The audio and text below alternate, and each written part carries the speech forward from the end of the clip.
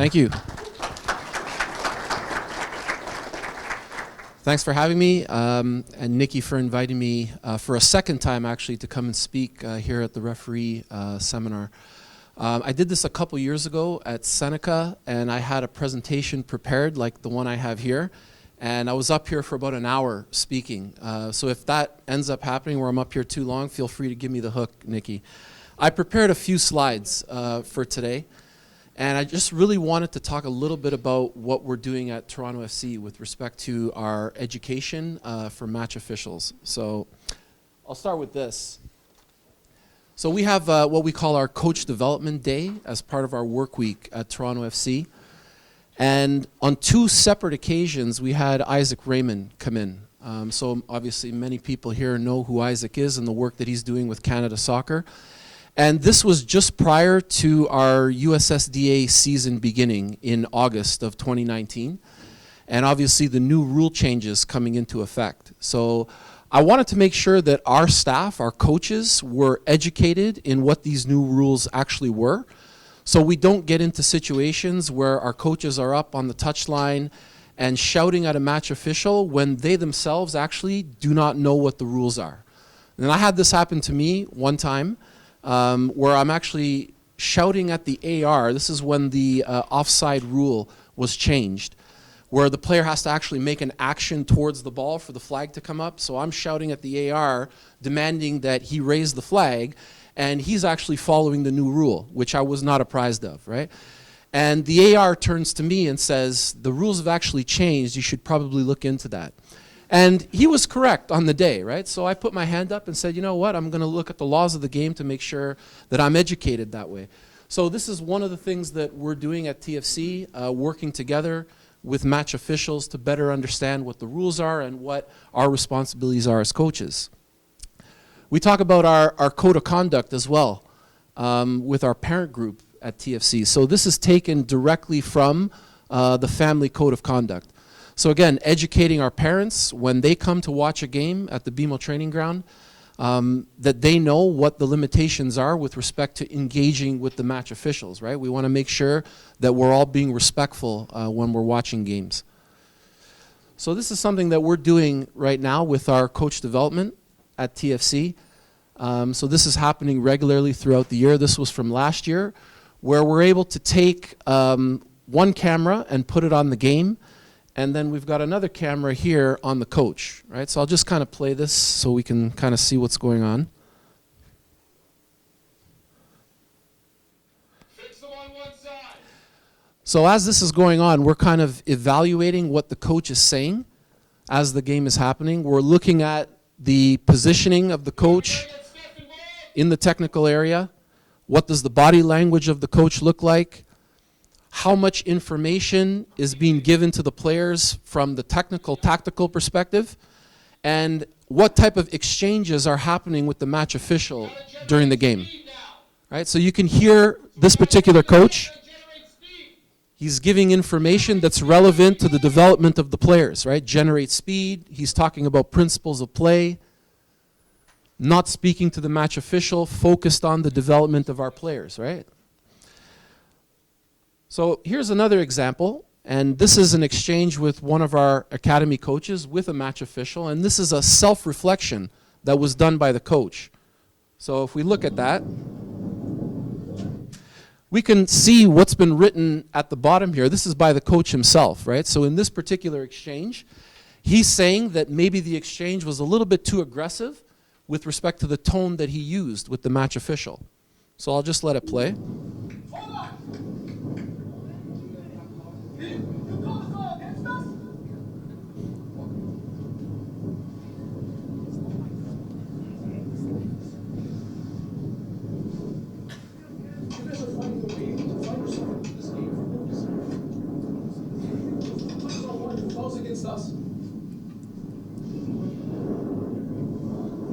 All right, typical exchange that you might see from a coach to a match official.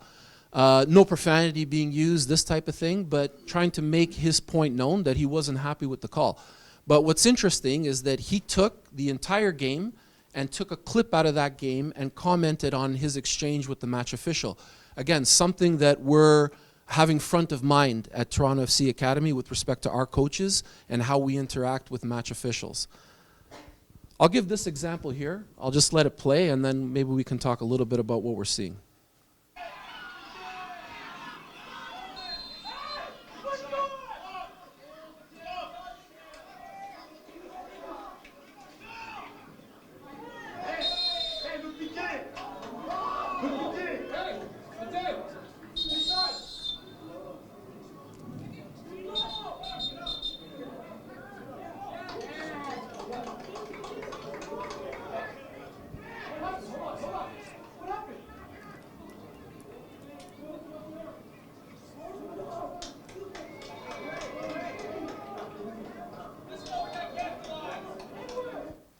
Lot of things going on there. What did you see in the clip?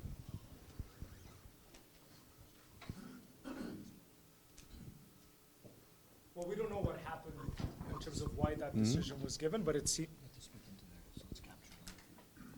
So I'll play it again and kind of pause it so you can see what's going on, right? So, tough game here. It's against Chicago.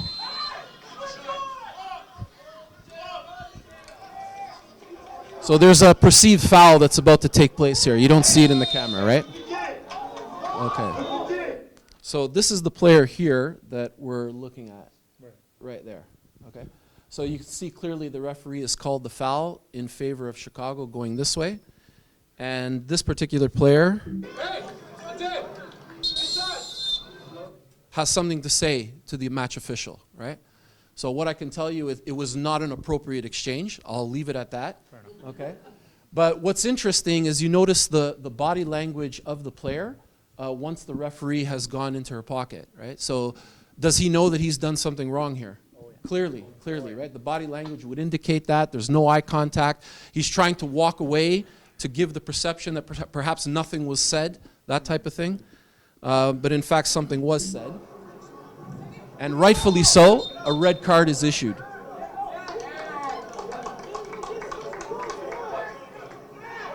Now I want you to watch the reaction of the coach here, because obviously a red card has come out in a game that's very meaningful, and listen to what the coach says here.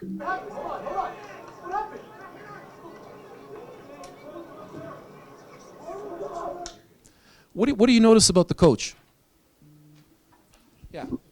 He's not yelling, he's not disagreeing, he's saying he's not sure what happened, but at the same time, he's accepting the decision because he probably thinks, he might have even heard it, that there was an exchange that was absolutely not appropriate. Right. So you heard the coach ask for an explanation. What happened, right?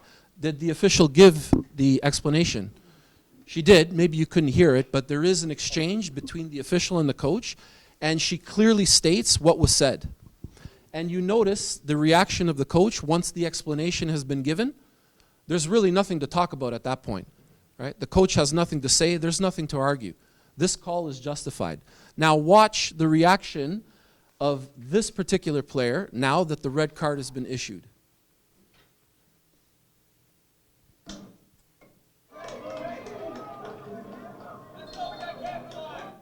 What do you see there? Yeah, Joe. Right, but who is he directing the comment towards? He's directing the comment to his teammate. No one has said anything to the match official because there was this exchange with the coach, the explanation has been given, right? And now the player is actually reprimanding his teammate. Right? What do you think happened to this player after the fact? Because now he has to deal with our staff. You think we said something to him? Right, so now we're talking about disciplining the player, educating the player on what we expect with respect to engaging with a match official in a heated game like this. And this is one example that we can give, but we would do this with any of our players in the academy if and when there's a negative exchange with an official. Now, I want to fast forward 1 year. So literally 1 year, the same event, a year later. This actually happened last week, and the exact same player that you just saw.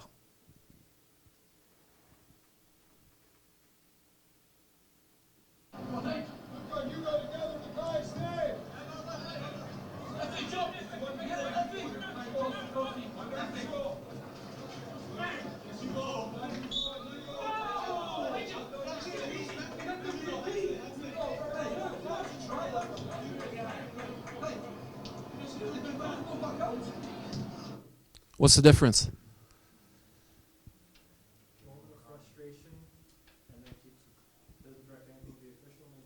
Oh, got on with the game, got back into his defending position, which is what we would expect him to do as a coach, left it alone, certainly didn't get a red card, and didn't put the team at a disadvantage. Would you agree?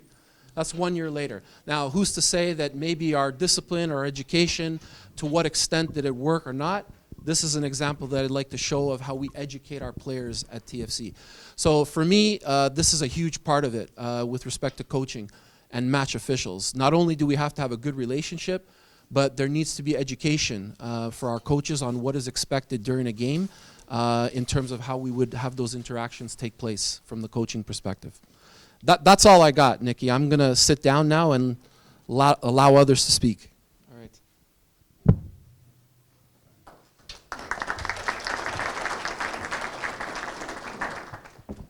Hi, guys. It's tough from a player's perspective, right? Because we're on completely opposite ends. What I will say is that being out of the game, I can appreciate all that you guys do, because I think that it's very hard for a ref, and with your stats at the beginning, I know it's not just yours, it's general. You guys are put under a lot of pressure to make the perfect decision from one particular angle. I get it, it's tough. But I think it's important to understand both perspectives when a player may have not caused a foul, or it was a goal and it got called back, how frustrating that might be for a player in that moment in time and the magnitude of a game. So I do want to say being out of the game has given me a newfound appreciation for what you guys do. It's nice to see both sides of every story, right? The one thing I will say, though, is when I was a player, what I really looked for towards referees is to protect every single player on the pitch, right? And I have an example from when I played in our provincial, I think it was for the championship game. We were out in BC and we were playing Quebec in the final game. I played center midfield. So, of course, you know, back at the OSA was constant touch and drop, right? And my goalie had a free kick, and I was touching and dropping on a girl. And the entire game, we were at each other. Not anything harmful or not anything to be aware of, but, like, the ref knew that, you know, there was a problem, tension between two players. You know, we were constantly fighting for the ball. You know, if we ran by each other, we would, you know, hit our shoulders, just little stuff like that, not a big deal. I was touching and dropping, and this girl slapped my arm down, and the ref's right there. And I look at the ref, and I said, really? Now this is the final seconds of a game. Nonetheless, still probably should have said something to her. And I usually don't talk back, but in that moment, I was like, what are you going to do about it? Probably shouldn't have said that. And as the free kick went over my head, I went to go follow it, and she headbutted me right in the face. Slashed my eye open. Not eye, like underneath the eye, I'm being dramatic. My eyes were still in my head. But I was, Mom, 15, 16? And all of a sudden, I look down at my hands. My entire arms are covered in blood. I'm on the pitch. In that moment, I did think I lost an eye. It's pretty funny now. So I'm like looking. My one teammate passes out because there's so much blood. My mom's on the field. I have no idea what's going on.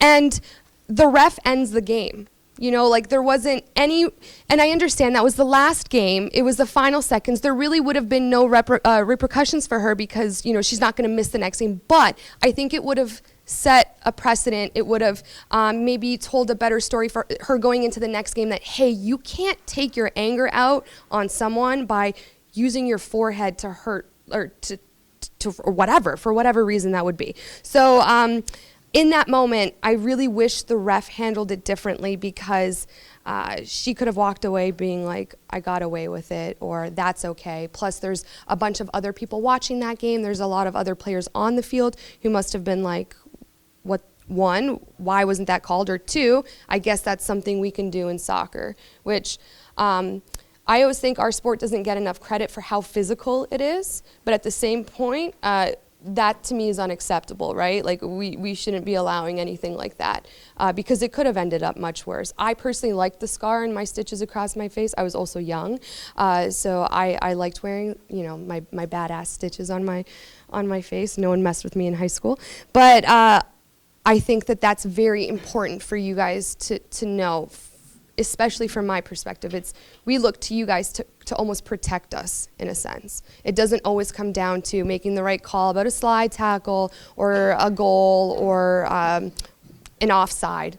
It sometimes comes down to, if you see two players having it out, if you see one player who's acting like a hothead, maybe pull them aside. I'm not saying give them a straight red or a yellow. Have a conversation with them. Let them know that they have a warning. Let them know that their behavior isn't warranted, and just maybe keep the peace of the game, because then parents get involved, and you know, it's all what you guys deal with that is also amazing. So that's really my perspective. If you guys have any questions for me, I'm willing to answer anything as well. But again, like I said, I appreciate what you guys do. So that's really all I have to say. So coming from an analyst perspective versus the player perspective, have you seen a difference in Your own rule. Have you seen a difference in the way match officials are protecting the players, and are you seeing that they are protecting one particular player more than another? Because you see a lot of games as an analyst. Yeah, sometimes. I watch a lot of Premier League, and I feel like Man City always gets shafted with officiating. My dad's a massive Liverpool fan, so sometimes the calls go in his favor. But again, I feel like in terms of protecting, maybe sometimes I feel like the refs are quick to jump on a call because they almost fear that if they don't make the right call, they would, and that might just be an assumption on my end, that sometimes refs make a call because they're afraid if they don't make a call, that's almost worse. And I think that it's this balance of letting athletes play, but still, you know, making a call in a crucial moment. But that comes down to a really specific and talented skill set, which I would have no idea what to do in the moment. But yeah, I like I said, it took me getting out of the game to watch the game, to talk about the game, to analyze the game, to understand how important refs are. And I think you guys overall do a really good job. I don't want to touch too much on VAR. I think that that's really, you know, made what you guys do a little bit more difficult, and put a little bit extra pressure on you guys in terms of how consistent it is and how hard it is to do, you know, make a call in the right moment in time. But yeah, like I said, now being in the position that I'm in, I can see it from a different perspective. And I do think it's not like a ref will go into a game and they're going to say, I'm not going to protect the players today. You know, I think that they willingly go out to do the best job that they can do. It's just sometimes it's very hard, and I guess that's relying on your team too, you know, your linesmen, everyone around you to help make the right call and the right decision. Is Baby in the room? No, because she does the VAR for I think for yeah. Yeah, no, if you guys have any hot takes, yeah, sorry, I can't see you.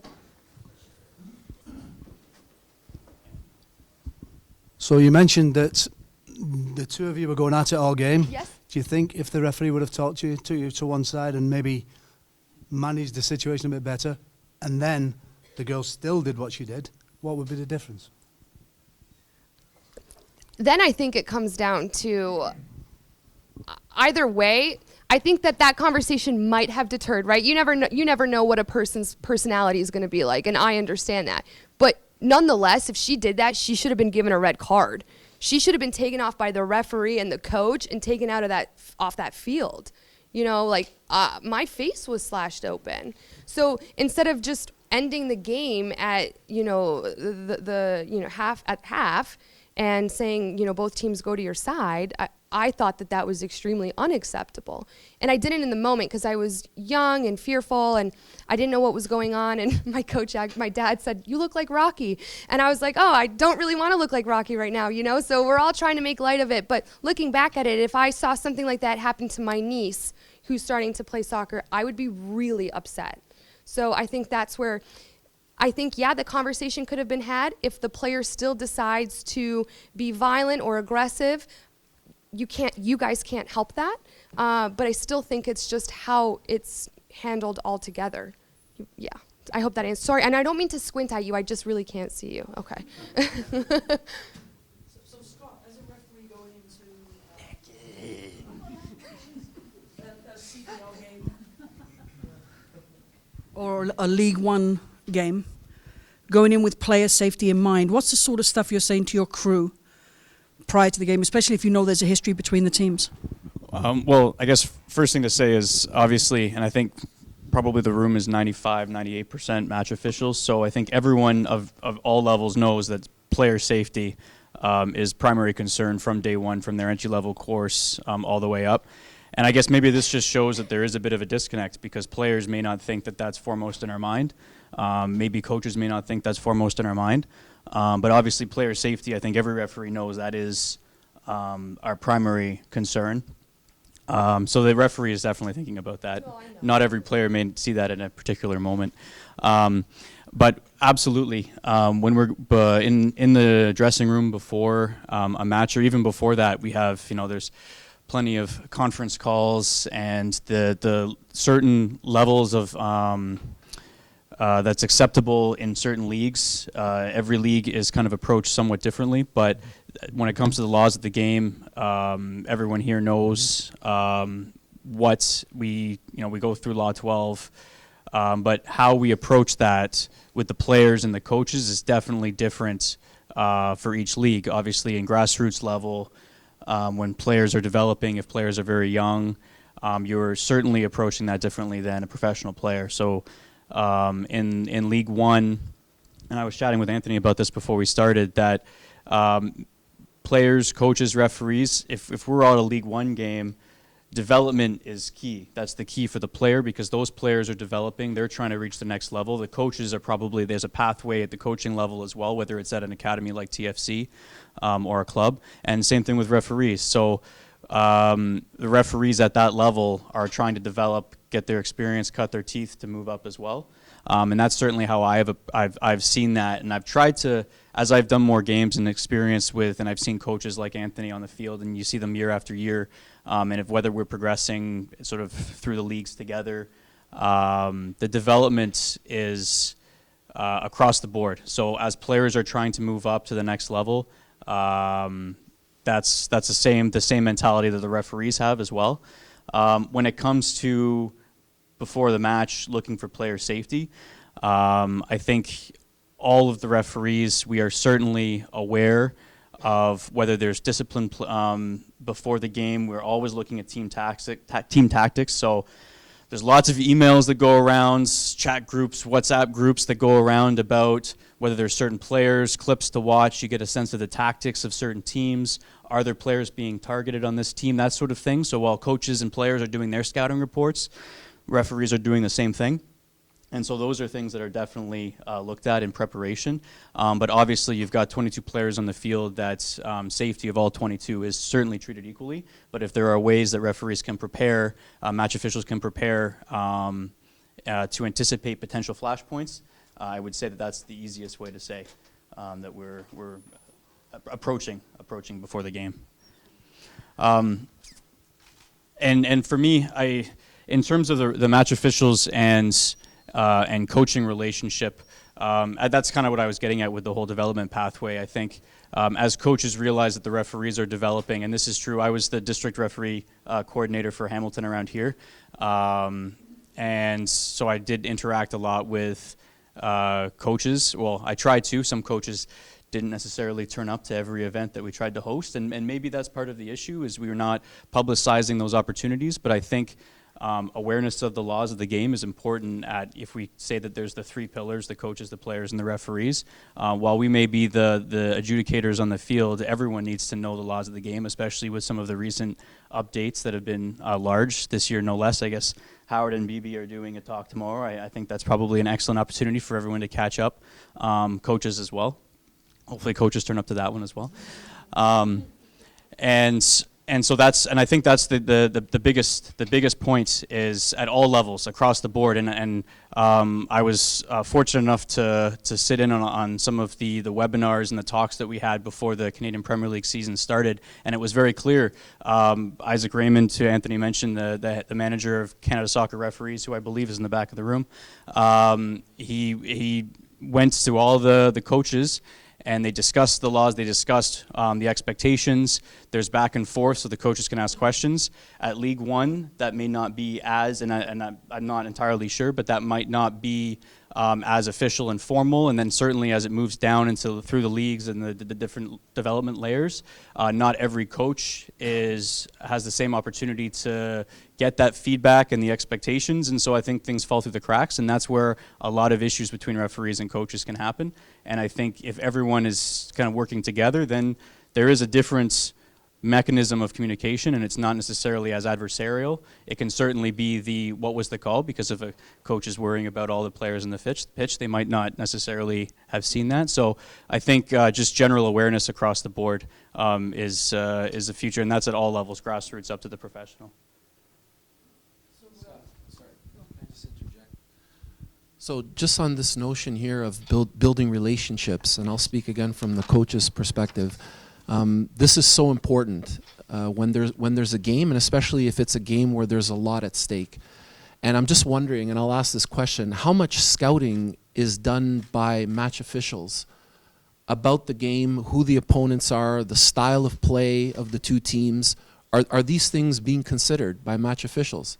Yes. Okay, because, I mean, there's quite a bit of scouting that's done by coaches about the opposition team and all of that. But I remember one particular game, this was a university game, where there was an altercation between two players that went to ground, and my player kind of shoved the other player, and the referee intervened, pulled the player aside, and cited the course that he was studying at school. And I said to myself, wow, I mean, this referee has obviously gone through our roster, and he cited peace studies as the course that he was taking. Wow. And he questioned my player. He said, peace studies, really? And my player kind of looked at him, and he was astonished. He couldn't believe that the referee knew what he was studying at school. And the situation was completely diffused in that moment. And I thought to myself, well, this referee has taken the time to do his homework, and what could have been something that could have escalated to a shoving match where cards were flashed, he completely diffused it, right? And I want to speak a little bit about this notion of the use of humor, because what I found, the best referees, they use humor to diffuse situations. As a matter of fact, we have one in the room right here, Gord Aerosmith, who was the master at this, even when I played, and would use humor to settle things down, right? And to make you even think, you know, what exactly are you trying to do? What are you trying to get away with here, right? And he would make you think as a player. So I think, you know, using these types of tactics as referees go a long way with coaches in like de-escalating things that could get to a level where it shouldn't be going. So I think that's very important. Yes.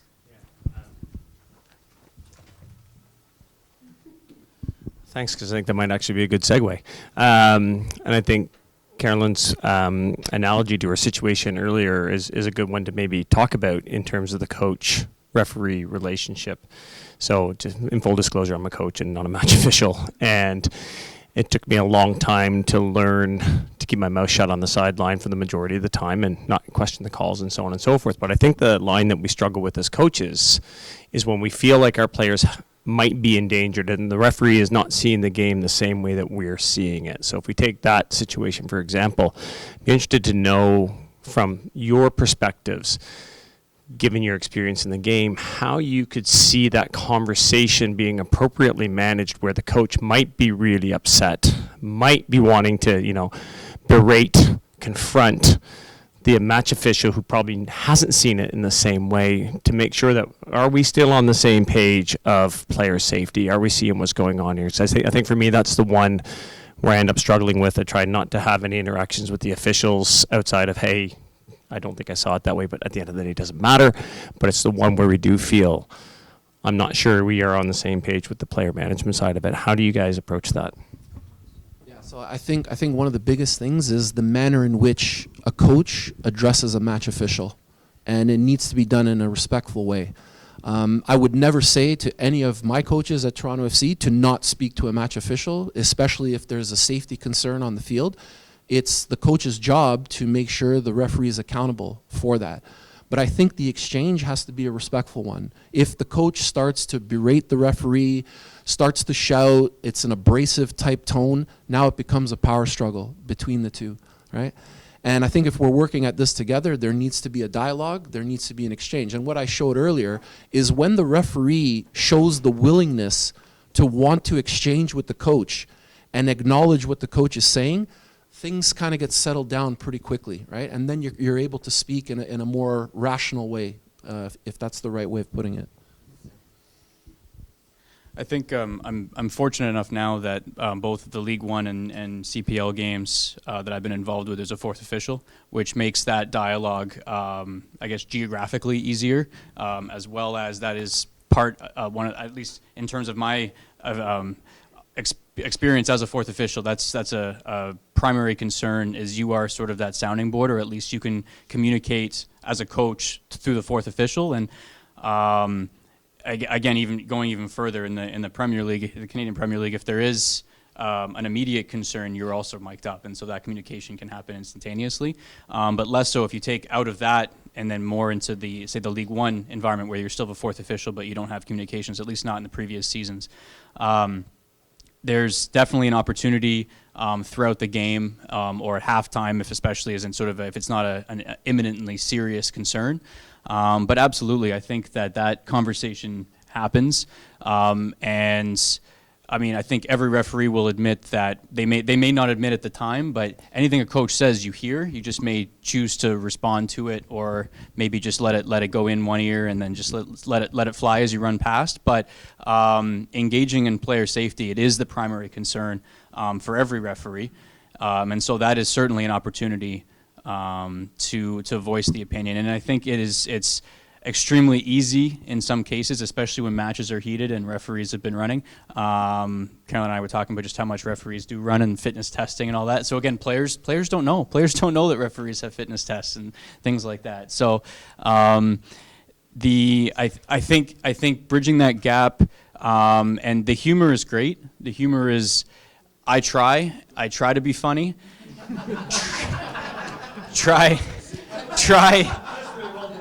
Occasionally it gets a chuckle. I don't know if they're with or at me, but it happens. And you know what? If it's at me, if I get a chuckle, I get a chuckle, I guess, maybe at the end of the day. So certainly a referee's personality is the referee's personality, and it won't work for everybody. Sometimes language might be a barrier too. And I think that's where body language is key.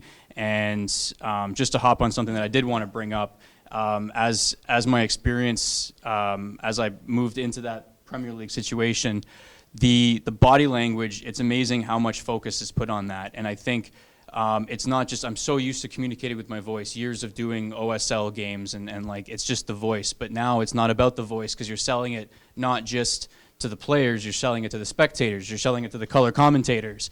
Everyone needs to know what you're doing. So if you give a caution for delaying the restart of the game, but you haven't set that up in such a way that people don't have to hear what you're saying, but they can just watch what your actions are and say, oh, I know why whether it's the actions that kind of speak to what's, and so all the referees above me that I've been communicating with, it's all about setting up the call. And I think that kind of body language can help communicate to coaches as well. It becomes very easy to understand what a referee is doing, and then there's less questions. And when there's less questions, there's less opportunity for that adversarial interaction, and it's more just seeking maybe a quick clarification.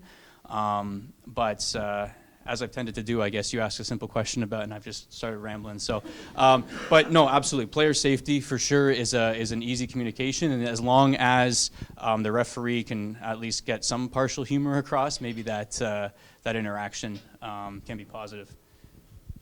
Sorry, just again on that note there, we talked about humor, but there's also the notion of vulnerability, and how many referees are willing to show vulnerability in a game to a coach. I'll tell you, it goes a long way. If a referee has admitted maybe that they've made a mistake, or that the call was questionable and maybe it could have gone your way. I've seen officials approach the sideline where the coach is yelling and screaming on the sideline, and the referee admits that perhaps the call should have gone the other way. I remember one particular instance. This was back in the CSL days.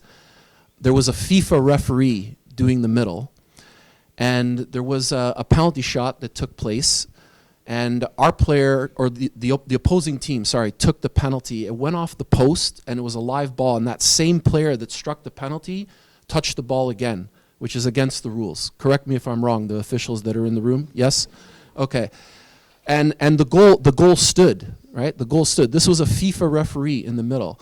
Our goalkeeper coach was irate on the bench, was absolutely irate. So obviously he knew what the rules were. And at the end of the game, he approached the FIFA referee to highlight that this error had occurred, which influenced the outcome of the game. And I was amazed at the response of the official. He said, "I'm sorry, I made a mistake."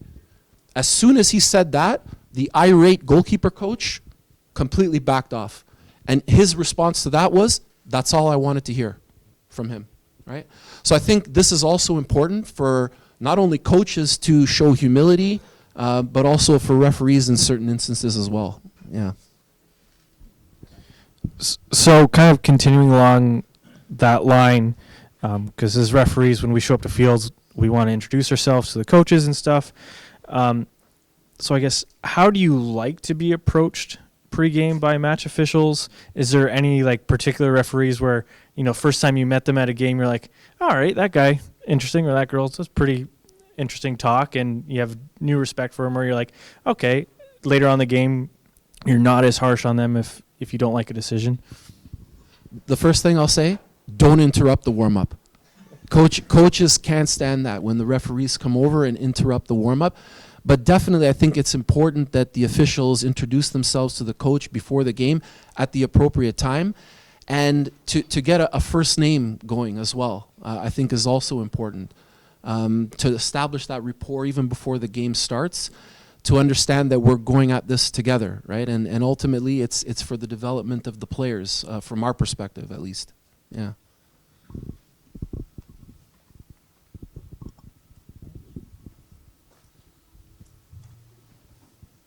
I wanted to return to Carolyn's comments a little bit.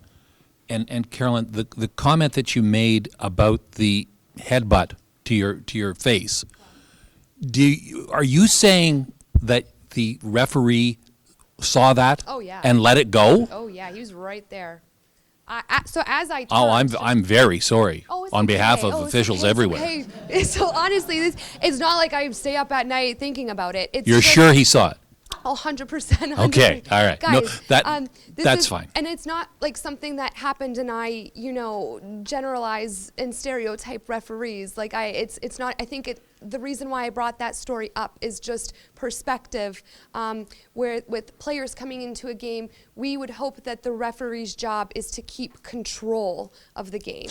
Well, this is the question I really wanted to come to you with, because you had talked about protection, you had talked about control, and then at the end of your comments, you seemed to talk about, well, but they interfered or they intervened a little bit too quickly.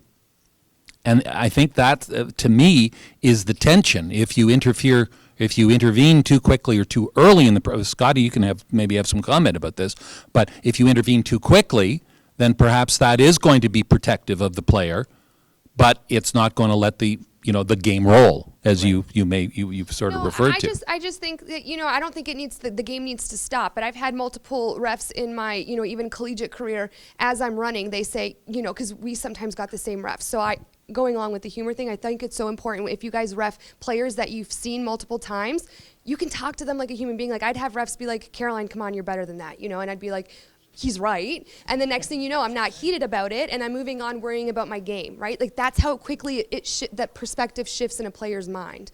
Yeah. For me, it was like in the flow of play, there would be nothing wrong with him to say to that girl, I'm not sure what her name was, hey, cut it out. I see what you're doing. Don't stop the run of play. I don't love when that happens, or I'm sure a lot of people don't, but I see what's happening. I'm keeping an eye out, and just so that both players are aware, the ref is seeing what's going on. I hope that answers your question. Oh, no, okay. That addresses it nicely. Okay. Thank you. You're welcome.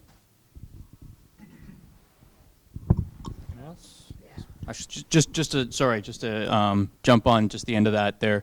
I think the flow of the game is again another major topic amongst officials in terms of education, and it's the goal of the official to interact when necessary, to the point to control the game and then allow the game to flow to let the players play when possible. And I think referees go into games with game plans, and I think those are the two priorities.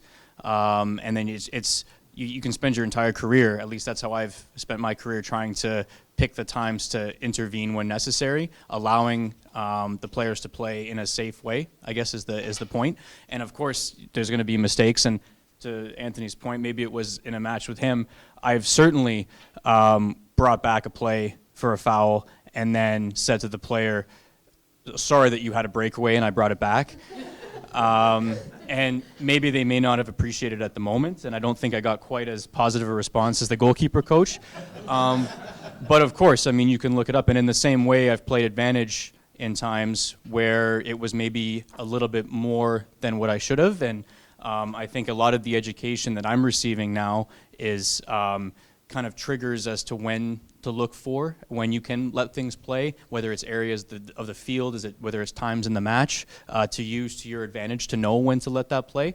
A lot of it is kind of that gut feeling that you can sometimes know, but obviously I've made mistakes in the past, so I'm certainly looking for, so whether it's topics like the free zone, so there are areas of the field where fouls occur, whether it's in front of the technical areas or on the opposite side, and that's because we've established that a higher percentage of more serious fouls occur there, so that's an area that referees need to patrol more. So ideas like that are ways that I think as officials we can improve our ability to let the game flow when possible while not sacrificing player safety.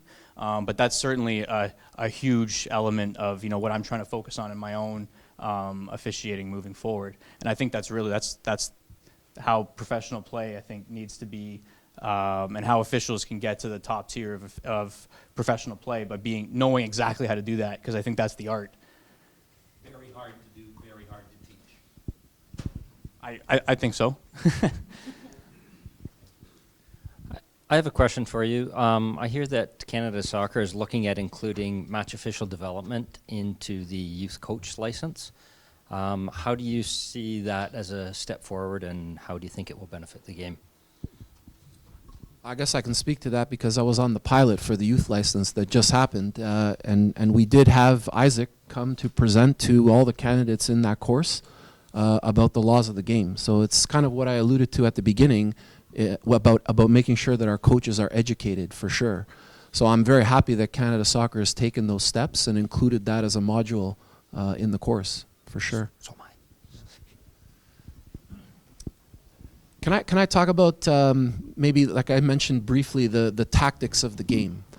And obviously there's different styles of play that two teams are engaged in. And if the match officials are apprised of all of this, like some of the things that are going on, we call it the game within the game. Game management is a real thing. So for example, one team that is an inferior team, let's say, has scored a goal off a set piece, and they've parked the bus and bunkered in, and there's another team that's basically playing in their half for the entire game, and there's a lot of time wasting. There's players going to ground and physios coming onto the field, this type of stuff. And then when we get to the additional time, because that's the thing now that the coach that's losing wants the additional time added, obviously. But if you start to accumulate all of this time that's being wasted, we're probably into the double digits, something like this, right? And the worst thing now we can see is the match official or the fourth official put up 3 or 4 minutes of added time. Like, this is one of the biggest pet peeves for coaches, particularly those that are approaching the game a certain way. And it doesn't seem like the match official is apprised of all that. I'm wondering if anyone has a comment about that. Yes? I think that's a great point.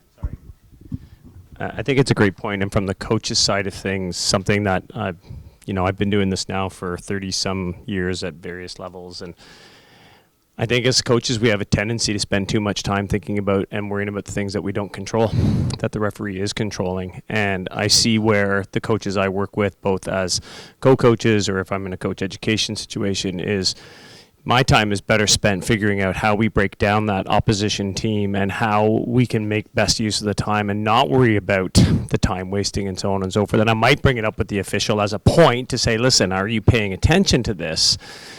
But those are things that we don't control in the game. And I think, recently there was some statistics related to number of goals scored this year in the Premier League versus other years, and a lot of it has to do with the controversy around VAR and the offside rule, right? And how the offside rule right now, the way they draw the line and your little toe is offside, is affecting the game.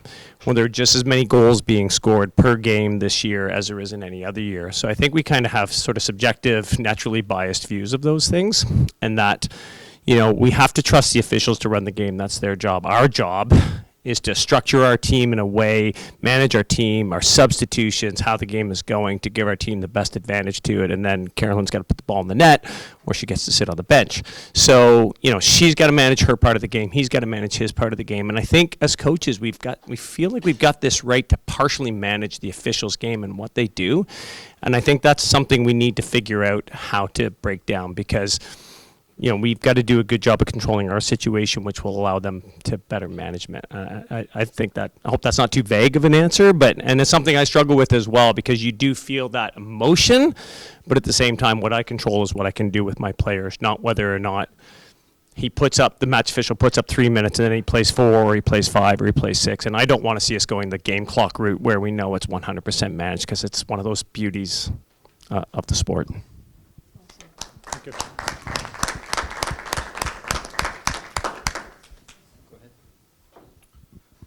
My comment was going to be in regards to when making that crucial decision, penalty, red card, as an official, what goes through your head? How do you make sure that you're selling that call, that the players, the coaches, the spectators in the, right here, the Hammer in Hamilton, are very clear, this is the call.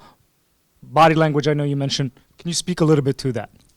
I was in the practical session with Howard and BB just a little bit a while ago, and I know that they did speak about body language. They spoke about positioning. That was, I think, the two main sort of highlights of what they were going through, and those are essential in communicating to players, coaches. I mean, as Howard said, there are times when you may not know the answer definitively, but it's all about the confidence, right? So you have to have the body language, and you have to be present. And whether that's, we talk about proximity, but we also mention the sacrificing proximity for angle, because you need to have that angle of view to see the challenge, if we're talking about a challenger or whatever the decision is. But I think certainly my focus in the season moving forward is going to be very much improving those two aspects, because I think that's what is the biggest difference I've found officiating from League One. And not to say that it's not something that I should have focused on in League One, but I certainly think that, just sort of anecdotally anyway, that's what I heard a lot of from assessors moving forward, that I didn't sell the call as much as was required, given the level of play, given the spectators, given the commentators. We all, the videos in the CPL and the USL, they're all uploaded to the central site, and referees can actually pin moments in the game, and so everyone kind of comments on the game. And so you go back and you listen to the commentator, and I'm not saying that the commentator would know what the correct call would be or knows the laws of the game, but sometimes it is kind of it's kind of amusing to have an assessor say, discuss the way that I tried to use my body language and it didn't necessarily come through, and then the commentator is just clueless as to what's going on. And I'm owning that one. I'm like, that's my fault. I didn't have the correct body language, not the commentator didn't know what they were talking about. But and I think that's been what I've seen. Because I know Nikki, when she asked me, it was more about what have you seen highlighted as different, and I by no means mean that I shouldn't be doing that already at every level. However, it's just a focus that I felt, whether it's from assessors and coaches as well, because as I said, you don't necessarily respond to everything you hear from coaches, but I certainly hear everything that the coach is saying, at least things that they want me to hear.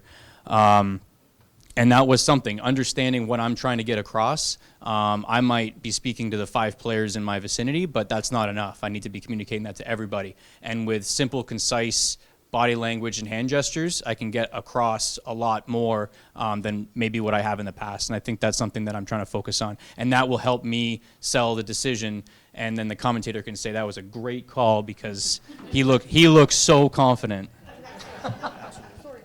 I just want to speak to one thing. The confidence is huge from a player's perspective because let's say a penalty call is made and it's against the team that I'm on.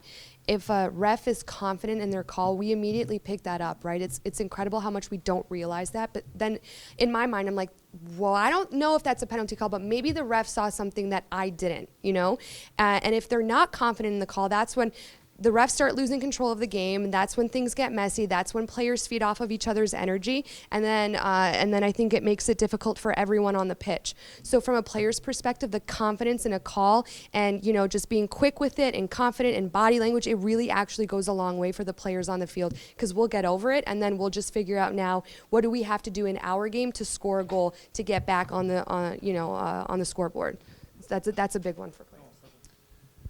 I guess from the coach's perspective, coaches are always trying to gain an advantage in the game, always, and trying to influence the referee is a method of trying to gain an advantage. If, as a coach, and I'm guilty of this, and I've seen this with many coaches, if they sense any type of indecision from the referee or any type of lack of confidence, whether it's body language, how they speak, how they use the whistle, the coach is going to pounce on that. And this is where you're going to hear the coach from the sideline trying to influence the next call because they feel they can, right? So this is in the back of the mind of the coach on the sideline for sure. Coach Anthony, do you talk from experience? I'm very well behaved on the sideline.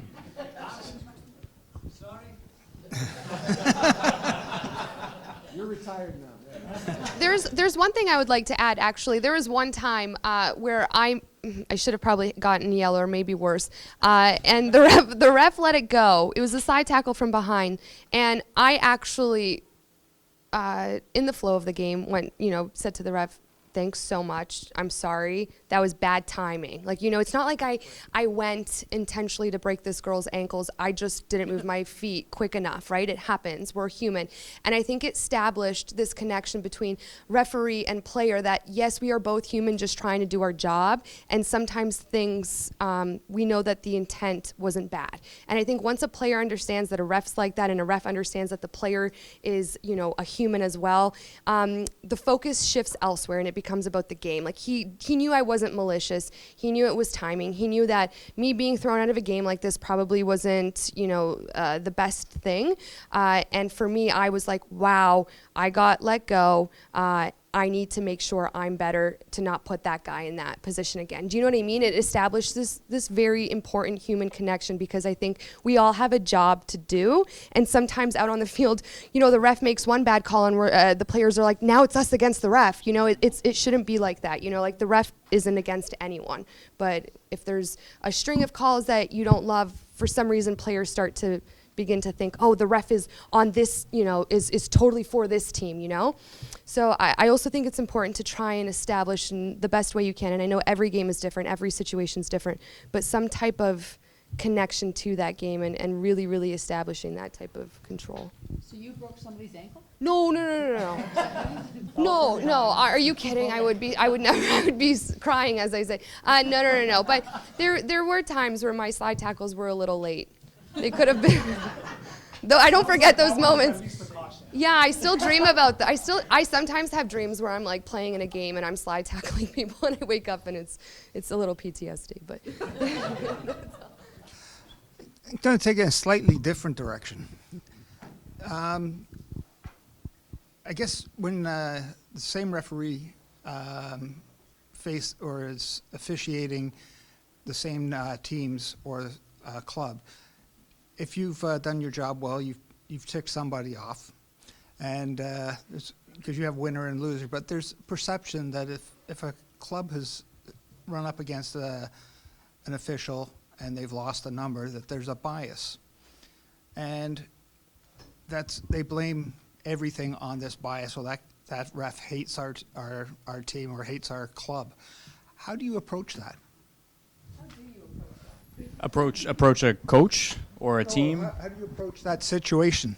I think a lot of leagues, given enough referees, as I'm thinking more about League One and then my time as an administrator in Hamilton, I think leagues want to avoid that whenever possible. Whether it's for winning or losing, you don't want to be seeing the same teams over and over again. As a referee, though, when we spoke about introducing yourself, I do find that there's a bit of a spectrum as to how you can approach coaches. If I'm picturing myself going to a League One game where maybe there was a difficult decision towards the end of the match, maybe I'm not trying so much humor with the coaching staff, with the players.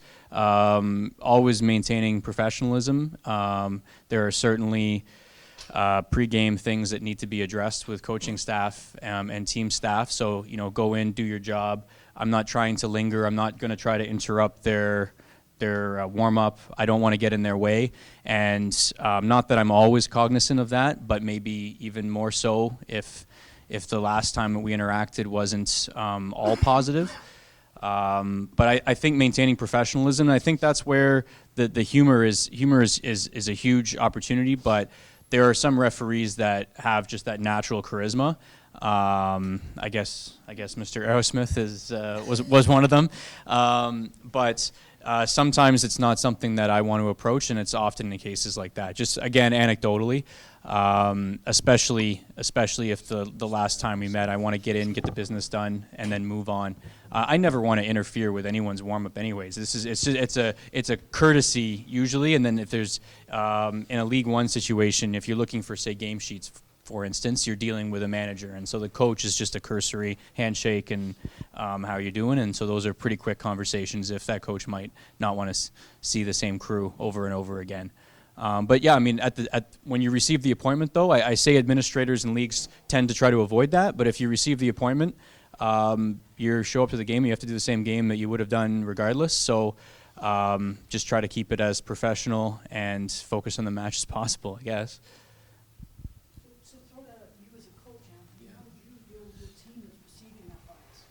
I just wanted to follow up on your question there, and I think what's important is the use of objective feedback with the officials. Like I remember many instances with our academy and even at the university level where we've actually taken clips from the game if there was a controversial call and clipped those and sent them in to the referee convener so those can be reviewed.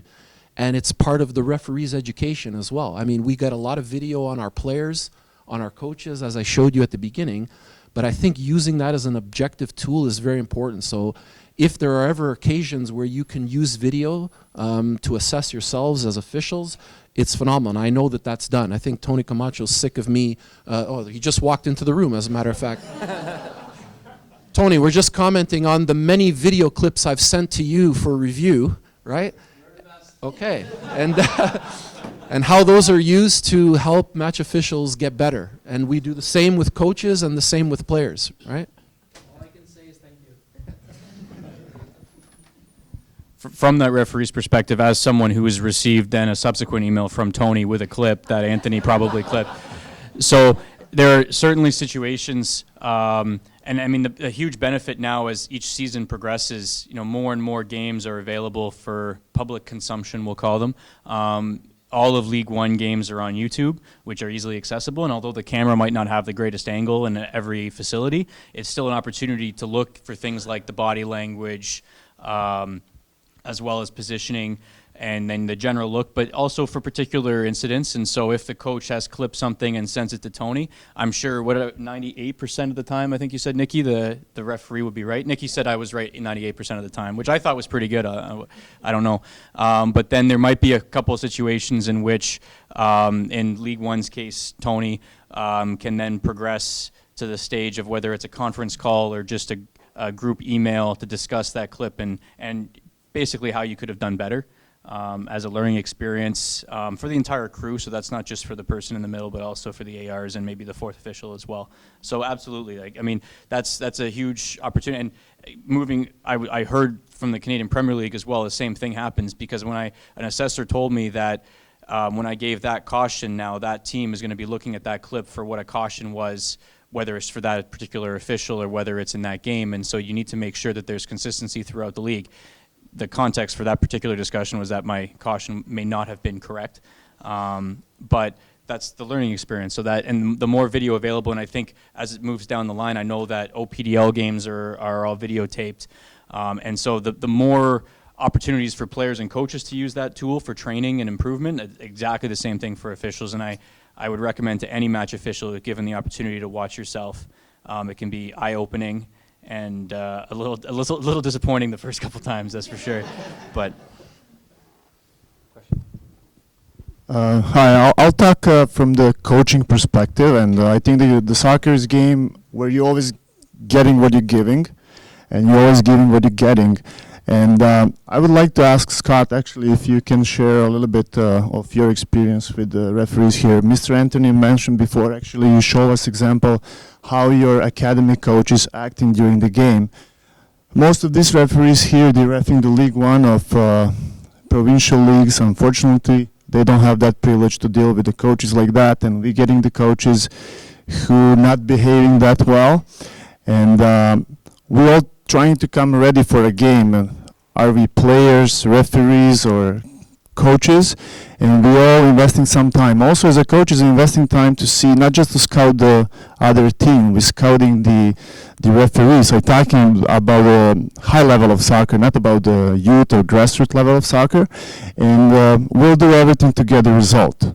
So also we'll try to be harsh with the referees, or I just, hypothetically speaking, will try to be harsh with the referees. So, Scott, I would like to, if I get from your side experience, how it's important to be on top of the situation, to come ready for a game, to avoid any problem, because as a coach, when it comes to the player safety, something happened on the field, like you gave us a good example, and I can see there's no reaction from the referee. That makes me mad. So that's the worst thing what we can get on the field. So Scott, please just tell us how it's important, share some of your experience, and that we need to be ready as referees to prevent that, to be proactive, to smell that something happened there, and we'll avoid situation like we had over there. I think that's very important to mention. Prepare ourselves for the game. I think League One and then the CPL games for sure.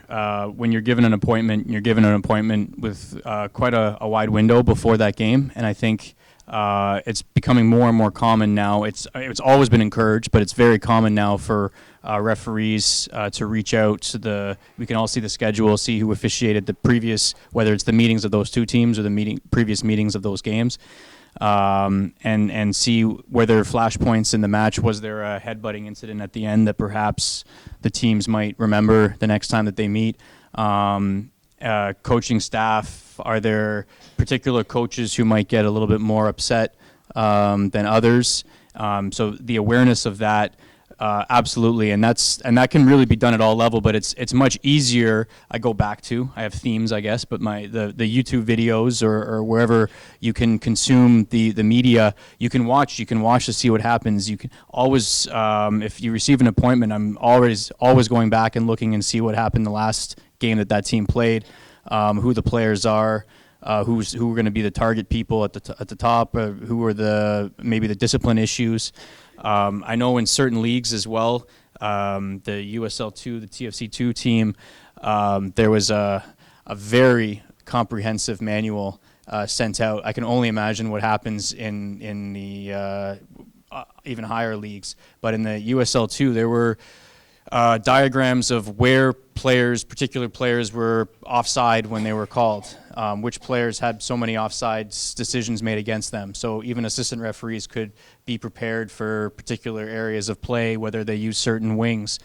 So as you move up, certain leagues have very comprehensive data collection, and so you can actually prepare to see is there.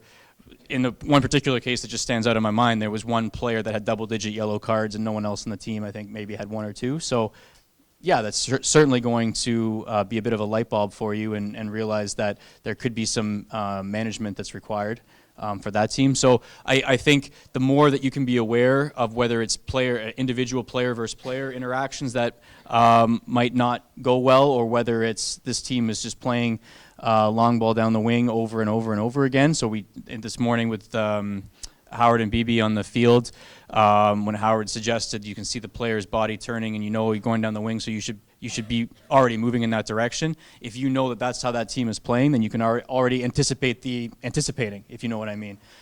So all that kind of awareness can only help you in your match.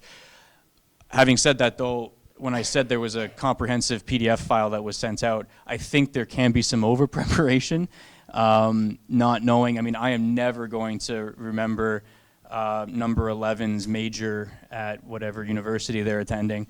So I'm not interested necessarily in that level of detail. That's quite amazing, photographic memory, I think. But certainly being prepared is tantamount to, well, as any coach or any player would be required to do as well.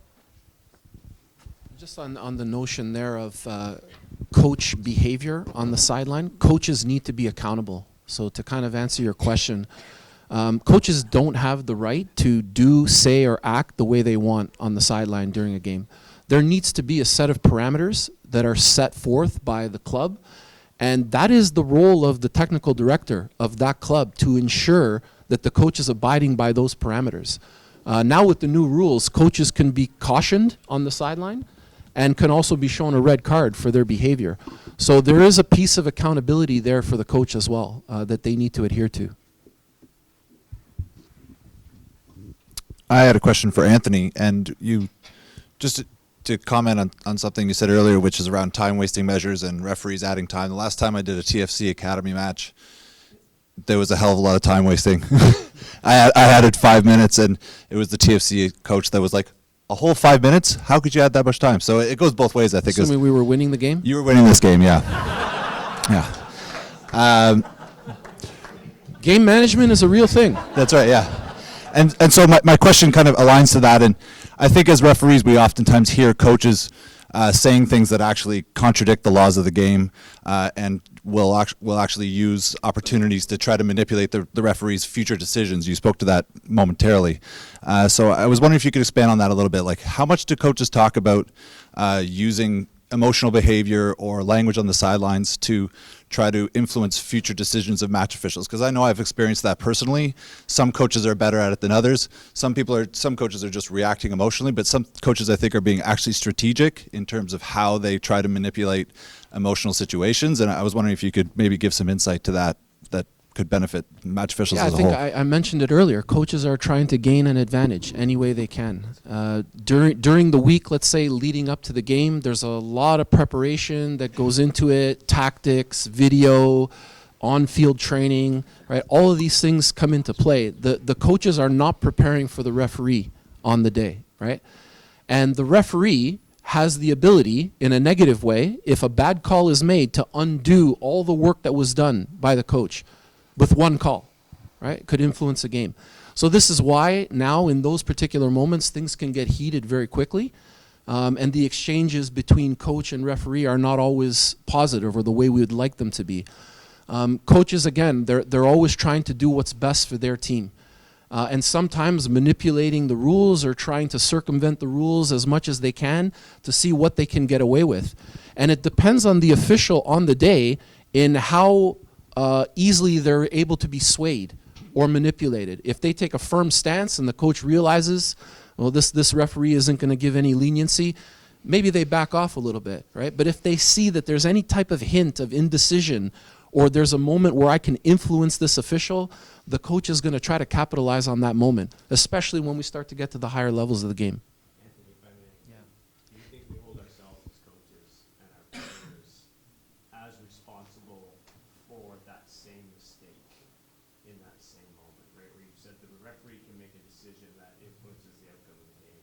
I think we as coaches and players make just as many decisions that influence the outcome of the game. Do you think we're good at holding ourselves to that same degree of accountability in terms of looking at going out? Like, it's not the penalty in the last minute of the game that actually cost us. It's the fact that, we didn't take advantage of the 32 shots that we had on goal, or I actually left the player on the field too long and should have made a substitution. Like, dude,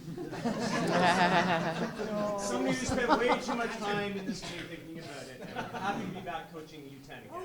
I